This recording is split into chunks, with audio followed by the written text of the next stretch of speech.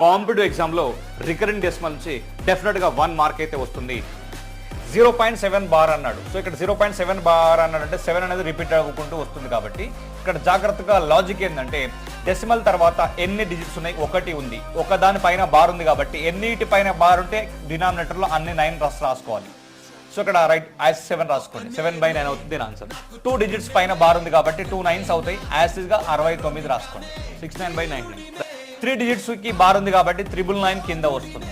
Direct గా 813 రాసుకోవచ్చు. ఇక్కడ ఓన్లీ బార్ అనేది 4 పైనే ఉంది కాబట్టి ఖచ్చితంగా డెసిమల్ తర్వాత ఒక దానికే బార్ ఉంది కాబట్టి 19 రాసుకోండి. రిమైనింగ్ దానికి లేదు కాబట్టి ఇక్కడ 0 రాయాలి. న్యూమరేటర్ ఏమవుతుందంటే 74 రాసేసుకొని దేనికైతే బార్ లేదో ఆ వాల్యూని సబ్ట్రాక్ట్ చేయాలి. 74 - 7. ఇక్కడ రెండింటికి బార్ ఉంది, ఒక దానికి లేదు కాబట్టి 2 9లు ఒక 0 రాసుకోవాలి.